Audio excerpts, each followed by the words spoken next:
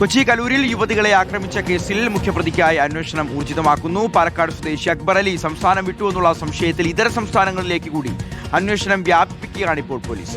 7 പേർക്കായാണ് അന്വേഷണം നടക്കുന്നത്. ഹോട്ടലിന്റെ മറവിൽ അക്ബർ സെക്സ് റാക്കറ്റിന്റെ പ്രവർത്തനങ്ങൾ നടത്തിയിട്ടുണ്ടെന്നാണ് പോലീസ് കണ്ടെത്തൽ. സജോ ദേവസ്യ നൽകും വിശദാംശങ്ങൾ. സജോ, 3 പേരെ മാത്രമാണ് പിടികൂടിയിട്ടുള്ളത്. 7 പേരുണ്ട്. അതിലൊന്ന് അക്ബർ കൂടിയാണ്. ഈ അക്ബറിനായിട്ടുള്ള അന്വേഷണത്തിൽ മറ്റു ചില കണ്ടെത്തലുകൾ കൂടിയുണ്ട്. ഇപ്പോൾ ഈ പറഞ്ഞ പോലെ സെക്സ് റാക്കറ്റിന്റെ അടക്കമുള്ള പ്രവർത്തനങ്ങൾ. അപ്പോൾ എന്താണ് അന്വേഷണ സംഘം പറയുന്നത്? അന്വേഷണം എവിടെ വരെ എത്തി നിൽക്കുന്നു?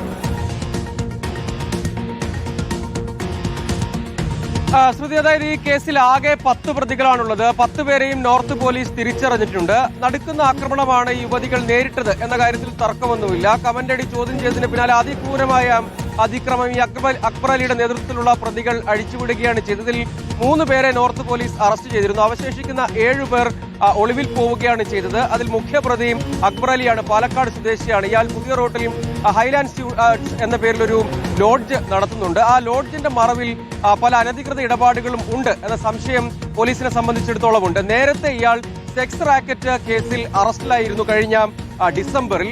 ഇതടക്കമുള്ള പല അനധികൃത ഇടപാടുകളും നടത്തുന്നുണ്ടെന്ന സംശയം പോലീസിനെ സംബന്ധിച്ചിടത്തോളം ഉണ്ട്. ഈ ലോഡ്ജ് കേന്ദ്രീകരിച്ച് വിശദമായ പരിശോധന പോലീസ് നടത്തിയിരുന്നു. അതായത് ലഹരി ഇടപാടുകൾ ഉൾപ്പെടെ ഉണ്ടാകാം എന്ന സംശയം പോലീസിനെ സംബന്ധിച്ചിടത്തോളം ഉണ്ട്. ഇയാൾ ഈ സംഭവത്തിന് തൊട്ടു പിന്നാലെ തന്നെ എറണാകുളം വിട്ടു എന്ന് പോലീസ് കണ്ടെത്തിയിട്ടുണ്ട്. അതേസമയം സംസ്ഥാനം വിട്ട് പല സ്ഥലത്തേക്ക് അയാൾ ഇതിന് പിന്നാലെ പാലക്കാട് എത്തിയതായി പോലീസ് കണ്ടെത്തിയിരുന്നു ഈ അക്ബർ അലി. അങ്ങനെയെങ്കിൽ വളരെ വേഗത്തിൽ തമിഴ്നാട്ടിലേക്കോ ഇതര സംസ്ഥാനത്തേക്കോ കടന്നേക്കാനുള്ള സാധ്യതയുണ്ട്. അക്ബർ അലിയെ കൂടാതെയുള്ള മറ്റ് പ്രതികളും ഉണ്ട്. അവരിലേക്ക് കൂടി എത്തണം. എല്ലാവരുടെയും മൊബൈൽ ഫോണുകൾ സ്വിച്ച് ഓഫ് ആണ്.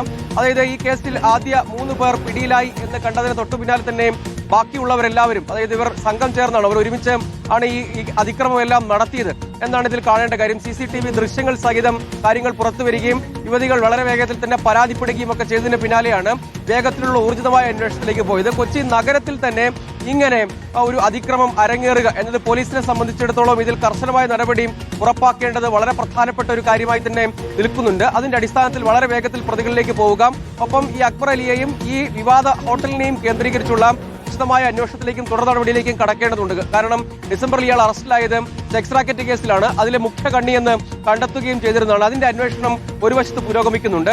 അതുകൂടാതെ ഇപ്പോൾ ഓപ്പറേഷൻ തൂഫാൻ അടക്കം നടക്കുന്നുണ്ടല്ലോ. ഇതിന്റെയൊക്കെ പല ലോഡ്ജുകളും ഹോട്ടലുകളും ഇതുപോലെയുള്ള കേന്ദ്രങ്ങളൊക്കെ സ്ഥലങ്ങളും ഒക്കെ കേന്ദ്രീകരിച്ച് പലപ്പോഴും ലഹരി ഇടപാടുകൾ നടക്കുന്നുണ്ട്. അപ്പോൾ ഈ ആക്രമണം, മർദ്ദനം എന്ന തലം മാത്രമല്ല മറ്റു വിവിധങ്ങളായ തലങ്ങൾ ഇതിലുണ്ട്. അതെല്ലാം അന്വേഷിക്കുന്നുവെന്നാണ് പോലീസ് വ്യക്തമാക്കുന്നത്. തീർച്ചയായിട്ടും ഈ കേസ് മാത്രമല്ല മറ്റു ചില കേസുകൾ കൂടി അന്വേഷിക്കേണ്ടതുണ്ട് അക്ബർ അലിക്കെതിരെ. ഒപ്പം മറ്റ് അക്ബർ അലി അടക്കം 7 പേരെയാണ് ഇനി കണ്ടെത്താനുള്ളത്. വിശദാംശങ്ങളാണ് സജോ ദേവസ്യ നൽകിയത്.